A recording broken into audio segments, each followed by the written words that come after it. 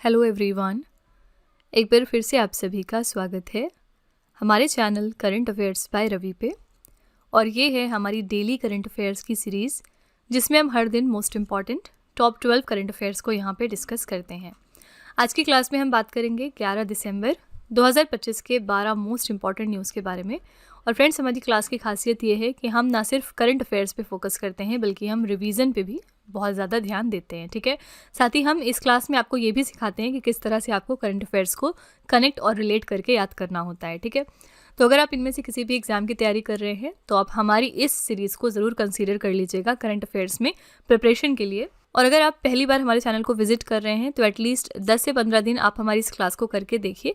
इसका जो रिजल्ट है वो आप अपने मॉक टेस्ट और एग्जाम्स में डेफिनेटली देखेंगे। करंट अफेयर्स के सेक्शन में जो आपकी स्कोर है, जो उस पर आपकी पकड़ है, वो और बेहतर होती जाएगी। ठीक है, तो विद दिस नोट चलिए आज की क्लास हम शुरू कर लेते हैं। और क्लास पर आने से पहले 1 मिनट में बस छोटी सी इन्फॉर्मेशन है आपके लिए।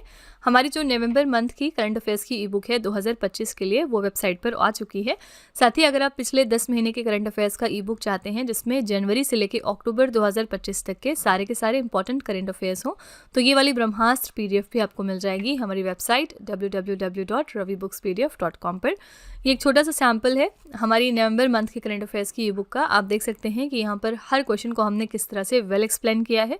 यहाँ पर हम highlights, important point, static GK और पिक्चर्स का यूज़ करते हैं ताकि आपको प्रॉपर अंडरस्टैंडिंग हो सके हर क्वेश्चन में। ठीक है, तो अगर आप इंटरेस्टेड हैं, अगर आप हमारी इन ई बुक्स को परचेज करना चाहते हैं तो ये वेबसाइट है, आप यहाँ पर जाकर इनको ज़रूर चेकआउट कर लीजिएगा। ठीक है, तो चलिए आज की हम अपनी क्लास पर आते हैं और सबसे पहले हम क्विक रिवीजन करेंगे। ये हम किस चीज़ का रिवीजन करते हैं? जो हमने एक दिन पहले टॉप 12 करंट अफेयर्स किए होते हैं उनको यहाँ पर हम दोबारा से सरसरी निगाह से रिवाइज करते हैं। ठीक है, मैं आपको बता दूं फ्रेंड्स कि ये सारे क्वेश्चंस हमने कल बहुत ही डिटेल में पढ़े थे, तो यहाँ पर हम सिर्फ इसका आंसर देकर आगे बढ़ेंगे। ठीक है, अगर आप इनको और ज़्यादा डेप्थ में जाके समझना चाहते हैं, डिटेल में पढ़ना चाहते हैं, तो आप हमारा कल का लेक्चर ज़रूर रेफर कर लीजिएगा। कल का हमने पहला क्वेश्चन किया था, मतदाता सूचियों को 100% डिजिटल करने वाला भारत का पहला राज्य कौन सा बन गया? ये है राजस्थान। वर्ष 2025 में पहली बार फॉर्मूला 1 विश्व चैंपियनशिप का खिताब किसने जीत लिया है? तो लैंडो नॉरिस ने। ये मैक्लॉरेन के लिए खेलते हैं और ये एक ब्रिटिश रेसिंग ड्राइवर है। दिसंबर 2025 में भारत अंतर्राष्ट्रीय विज्ञान महोत्सव का 11वां संस्करण कहाँ पर आयोजित हुआ है? ये इवेंट हुआ था हरियाणा के पंचकुला में और इस इवेंट के लिए थीम थी विज्ञान से समृद्धि, आत्मनिर्भर भारत के लिए। क्वेश्चन नंबर 4 था, विश्व मानवाधिकार दिवस 2025 हमने कब मनाया? तो 10 दिसंबर को। और इस साल के लिए हमने थीम क्या रखी? मानवाधिकार हमारी दैनिक आवश्यकताएं। नेक्स्ट है, भारतीय रिजर्व बैंक से स्मॉल फाइनेंस बैंक में परिवर्तित होने के लिए सैद्धांतिक मंजूरी पाने वाला पहला पेमेंट बैंक कौन सा बन गया? तो ये है फिनो पेमेंट बैंक। किस शहर को भारत का पहला एकीकृत वित्तीय शहर यानी फाइनेंशियल सिटी घोषित किया गया? तो ये है आंध्र प्रदेश का अमरावती। अगला था, बैडमिंटन टूर्नामेंट BWF विश्व सुपर 100 गुवाहाटी मास्टर्स 2025 में पुरुष एकल का खिताब किसने जीत लिया है? तो संस्कार सारस्वत ने। ये राजस्थान से हैं। और महिला एकल का खिताब यहाँ पर जीता है चीन की प्लेयर ताइपी तुंग सियो तोंग ने। क्वेश्चन नंबर 8 था, भारत का पहला शहर केंद्रित AI innovation engine AI grind किस राज्य या फिर केंद्र शासित प्रदेश ने शुरू किया? इसको शुरू किया है दिल्ली ने। अगला है, किस राज्य सरकार ने अनाथ बच्चों के लिए शिक्षा और सरकारी नौकरियों में 1% आरक्षण देने की घोषणा करी है? तो ये डिसीजन लिया है महाराष्ट्र की सरकार ने। नेक्स्ट है, किस संस्था ने MSMEs के लिए स्वदेशी डिजिटल प्लेटफॉर्म इंड ऐप लॉन्च कर दिया है? आंसर है NIRDC यानी national industries research and development council. Next है, दिसंबर 2025 में आर्टिफिशियल इंटेलिजेंस कंपनी परप्लेक्सिटी के निवेशक और ब्रांड एम्बेसडर कौन बन गए हैं? इनका नाम है क्रिस्टियानो रोनाल्डो। क्वेश्चन नंबर 12 था, the 11th hour a quintet of stories इस नामक पुस्तक के लेखक कौन है? इसको लिखा है फेमस राइटर सलमान रुश्दी ने। ठीक है, तो ये हमारे टॉप 12 करंट अफेयर्स थे कल के। अगर आप इनको और ज़्यादा डेप्थ में समझना चाहते हैं तो आप हमारा कल का लेक्चर रेफर करिएगा। ठीक है, आइए आज की हम अपनी क्लास शुरू करते हैं और देखते हैं कि पहला क्वेश्चन आज का क्या है। आज का पहला प्रश्न है, पेटा इंडिया के पर्सन ऑफ द ईयर 2025 पुरस्कार से किसे सम्मानित किया गया? पेटा इंडिया का पर्सन ऑफ द ईयर 2025 का अवार्ड इस साल किसको मिला है? करेक्ट आंसर है एक्ट्रेस रवीना टंडन। ठीक है, डी ऑप्शन यहाँ पे सही हो जाएगा। रवीना टंडन को पेटा इंडिया ने अपना पर्सन ऑफ द ईयर चुना है। बॉलीवुड अदाकारा हैं रवीना टंडन। इनको पशु अधिकारों, वन्यजीव संरक्षण, शाकाहारी वकालत और मानवीय शिक्षा के प्रति उनके समर्पण के लिए पेटा इंडिया के पर्सन ऑफ द ईयर 2025 के रूप में सम्मानित किया गया है। और पेटा का फुल फॉर्म क्या होता है? People for the ethical treatment of animals. ठीक है, स्थापना इसकी हुई थी 1980 में। संस्थापक इसके कौन है? इंग्रिड न्यूकिर्क और एलेक्स पैचेको, मुख्यालय इसका कहाँ पर है, नॉर्फॉल्क वर्जीनिया, संयुक्त राज्य अमेरिका में। पेटा इंडिया की स्थापना जनवरी 2000 में हुई थी और इसका मुख्यालय कहाँ पर है, मुंबई में। ठीक है, तो आपको याद रखना है कि बेहतर ट्रीटमेंट जो लोग करते हैं एनिमल्स के साथ उनको ही पेटा इंडिया अवार्ड दिया जाता है। और पेटा इंडिया इस साल का जो इनका person of the year award था वो दिया गया रवीना टंडन को, क्योंकि ये बहुत सारे ऐसे काम करती रहती हैं। ठीक है, यहाँ पे ऑप्शन में है सी ऑप्शन आलिया भट्ट, और आलिया भट्ट से आपको तुरंत याद आना चाहिए कि इनको इस साल एक फेमस अवार्ड मिला है। कौन सा अवार्ड दिया गया है, आई एम श्योर अब तक आपको याद आ गया होगा, और अगर नहीं याद आया है तो पॉज करके 1 मिनट कोशिश करिए याद करने की, और अगर तब भी याद ना आए तो फिर आप वीडियो को प्ले करके देख लीजिएगा। ठीक है, तो 70th फिल्म फेयर अवार्ड जो इस साल के हुए थे उसमें जिगरा मूवी के लिए आलिया भट्ट को बेस्ट एक्ट्रेस का अवार्ड दिया गया। इसी के साथ ये 6th बार है जब इनको बेस्ट एक्ट्रेस अवार्ड मिला है फिल्म फेयर अवार्ड्स में। ठीक है, ये मतलब मैक्सिमम अभी तक इनसे ज़्यादा कोई भी अभिनेत्री नहीं है जिनको इतनी ज़्यादा बार ये फिल्म फेयर अवार्ड दिए गए हैं। ठीक है, इसी के साथ हम बेस्ट एक्टर अवार्ड की बात करेंगे 70th फिल्म फेयर अवार्ड में। तो 2 एक्टर बेस्ट एक्टर साबित हुए हैं इस बार। पहले हैं यहाँ पर अभिषेक बच्चन, इनको मिला है I want to talk movie के लिए, और दूसरे हैं कार्तिक आर्यन, इनको चंदू चैंपियन मूवी के लिए बेस्ट एक्टर का खिताब दिया गया था। ठीक है, तो यहाँ पे याद रखिएगा बेस्ट एक्टर का अवार्ड मिला है अभिषेक बच्चन और कार्तिक आर्यन को, और यहाँ पर बेस्ट एक्टर साबित हुई थी आलिया भट्ट, इनको 6वीं बार अवार्ड दिया गया। ठीक है, इसी के साथ चलिए हम थोड़े से 2025 के इंपॉर्टेंट पुरस्कार और सम्मान रिवाइज कर लेते हैं। संयुक्त राष्ट्र जनसंख्या पुरस्कार इस साल का दिया गया वर्षा देशपांडे को। रेबन मैग्सेसे पुरस्कार 2025 जीतने वाली इंडिया की तरफ से पहली संस्था बन गई है एजुकेट गर्ल्स। नेल्सन मैंडेला पुरस्कार 2025 दिया गया है ब्रेंडा रेनॉल्ड्स और कैनेडी ओडेडे को। साहित्य के क्षेत्र में नोबेल पुरस्कार दिया गया है लाज़लो क्राजनाहोरकाई को इस साल, और ये हंगरी देश से हैं। ये क्वेश्चन आपके लिए मोस्ट इंपॉर्टेंट है। उर्सुला के लिए गिनी पुरस्कार 2025 दिया गया वज्र चंद्रशेखर को। इंदिरा गांधी शांति पुरस्कार 2024 मिला है मिशेल बैचेलेट को। पहला वैश्विक MS स्वामीनाथन पुरस्कार मिल गया है एडमोला ए एडनले को। कोई भी अवार्ड अगर पहली बार स्टैब्लिश हुआ है और वो दिया गया तो क्वेश्चन बहुत इंपॉर्टेंट है। ठीक है, एबल पुरस्कार जिसको मैथमेटिक्स की फील्ड में दिया जाता है ये 2025 में दिया गया है मसाकी काशिवारा को। ये जापान देश से हैं और इसी के साथ ये पहले यहाँ के मैथमेटिशियन बन गए हैं जिनको कि एबल पुरस्कार मिला है। नेक्स्ट है विश्व शांति और सुरक्षा नेता पुरस्कार, ये दिया गया श्री श्री रविशंकर को। 43वां लोकमान्य तिलक राष्ट्रीय पुरस्कार मिल गया है हमारे मिनिस्टर नितिन गडकरी को। ठीक है, ये 2025 की मोस्ट इंपॉर्टेंट पुरस्कार और सम्मान की लिस्ट है, आपको इनको ध्यान में रखना है। अगर आप चाहते हैं पुरस्कार और सम्मान पूरा रिवाइज करने का 2025 में, यानी कि जनवरी से लेकर नवंबर तक जितने भी इंपॉर्टेंट पुरस्कार और सम्मान के क्वेश्चंस बन सकते हैं उनको आप पढ़ना चाहते हैं, तो हमारे channel current affairs by Ravi पे हम एक सीरीज करते हैं जिसमें हम करंट अफेयर्स के डिफरेंट टॉपिक्स को अलग अलग वीडियोज़ में कर रहे हैं। ठीक है, तो इसमें से एक टॉपिक हम करते हैं अवार्ड्स एंड ऑनर्स का, आप वो वाली वीडियो जाकर देख सकते हैं। ठीक है, आपको चैनल पे मिल जाएगी। क्वेश्चन नंबर 2 पे चलते हैं। किस भारतीय राज्य ने अमेरिकी दूतावास वाली सड़क का नया नाम डोनाल्ड ट्रंप एवेन्यू रखने की घोषणा करी है? कौन सा इंडिया का स्टेट है जिसने कि अनाउंस कर दिया है कि US एम्बेसी की रोड को वो चेंज कर रहे हैं as the Donald Trump avenue? ये डिसीजन लिया है तेलंगाना की सरकार ने। सी ऑप्शन करेक्ट हो जाएगा। तेलंगाना सरकार ने हैदराबाद में नई सड़कों का नाम रतन टाटा और अमेरिकी राष्ट्रपति डोनाल्ड ट्रंप के नाम पर रखने का फैसला कर लिया है। डोनाल्ड ट्रंप एवेन्यू जो है ये हैदराबाद में अमेरिकी वाणिज्य दूतावास के पास की एक प्रमुख सड़क का नाम होने वाला है। ठीक है, रतन टाटा रोड जो है ये नेहरू आउटर रिंग रोड पर रविरियाला में प्रस्तावित ग्रीनफील्ड रेडियल रोड का नाम रखा जाएगा।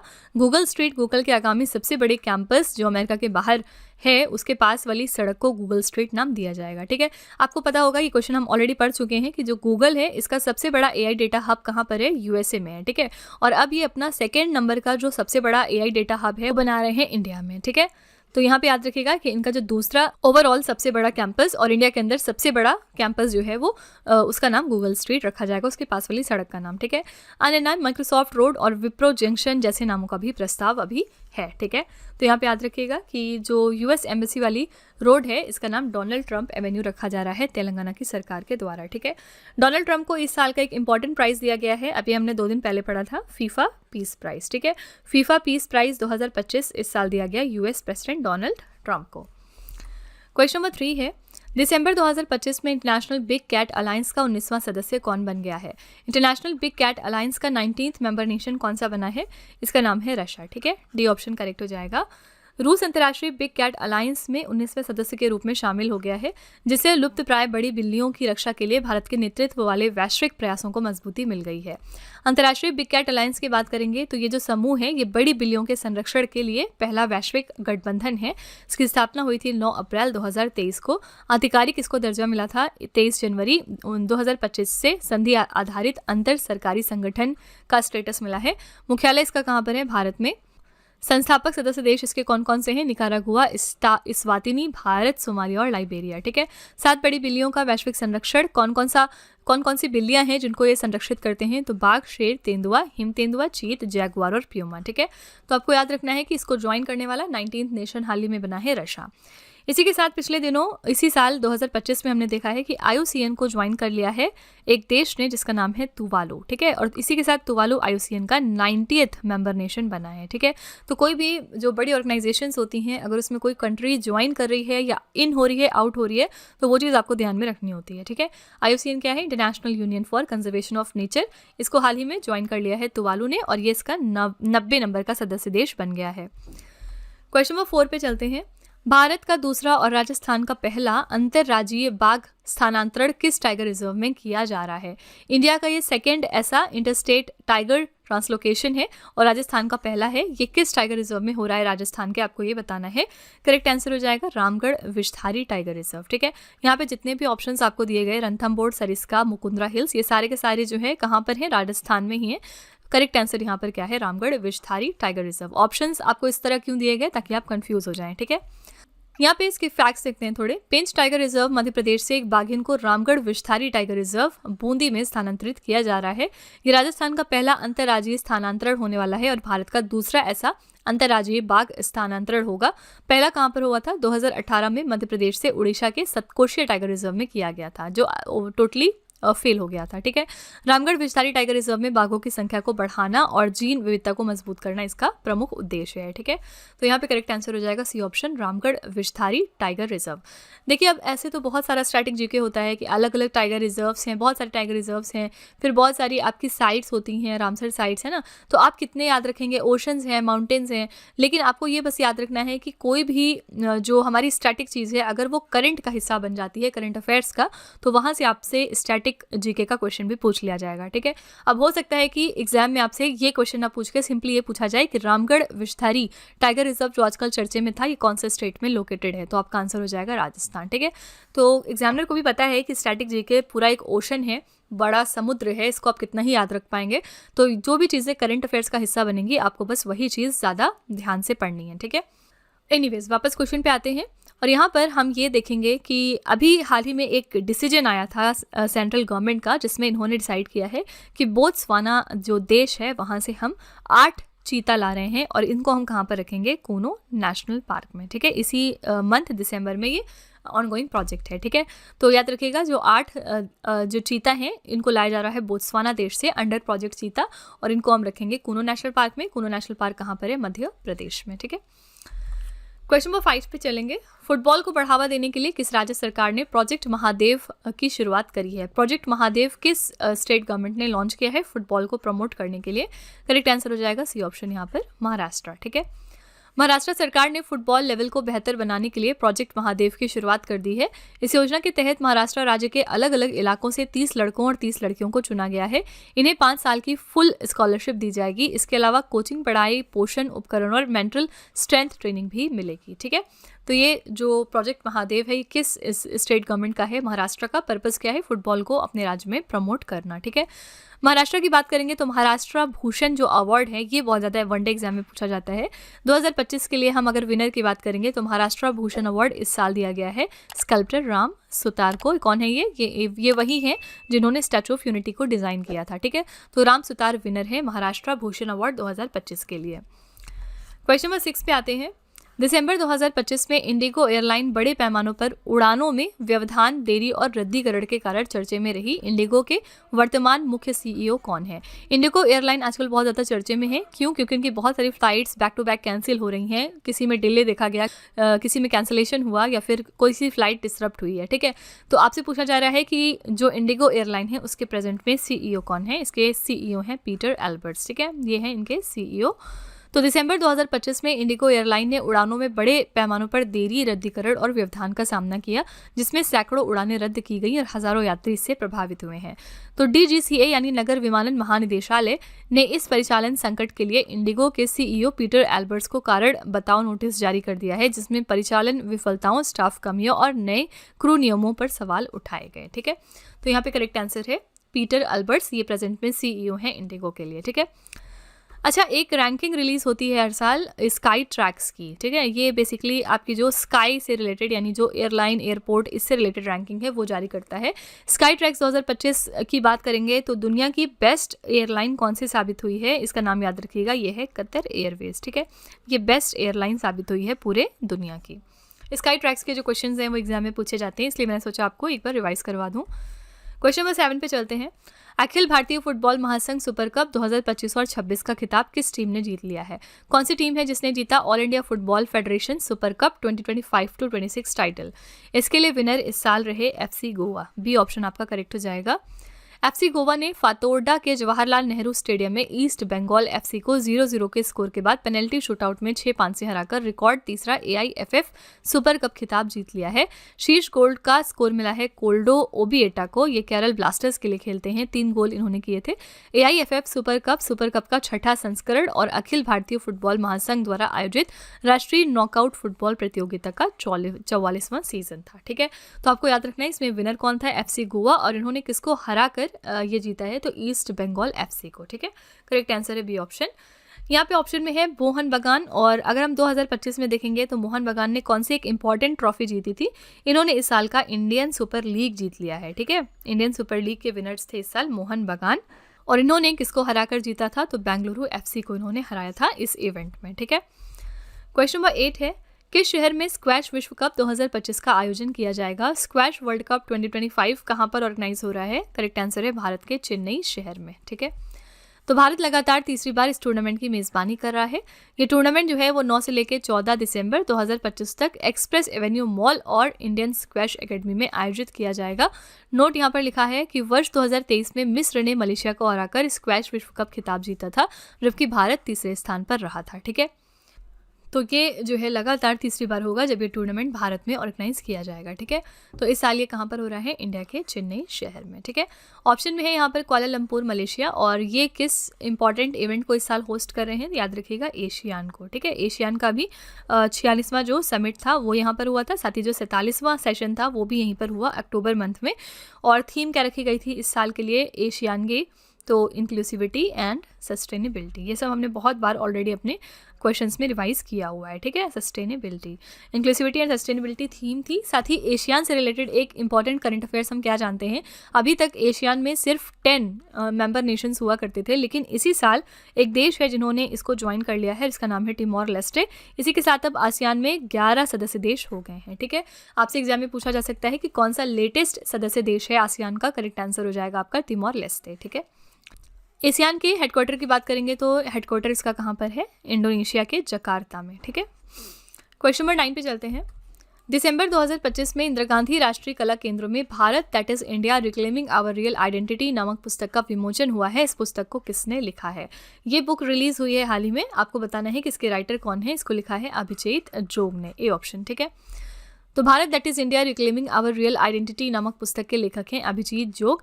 ये पुस्तक जो है ये भारत की सभ्यतागत जड़ों, सांस्कृतिक निरंतरता और वास्तविक राष्ट्रीय पहचान को पुनः स्थापित करने के बारे में है। ठीक है, तो आपको याद रखना है इस बुक को किसने लिखा है। आंसर है अभिजीत जोग। क्वेश्चन नंबर 10 है यहाँ पर। किस भारतीय निशानेबाज को दोहा कतर में आयोजित ISSF पीपल्स चॉइस पुरुष एथलीट ऑफ द ईयर 2025 के लिए चुन लिया गया है? कौन से इंडिया के शूटर हैं जिनको चुना गया है ISSF people's choice male athlete of the year 2025 के अवार्ड के लिए?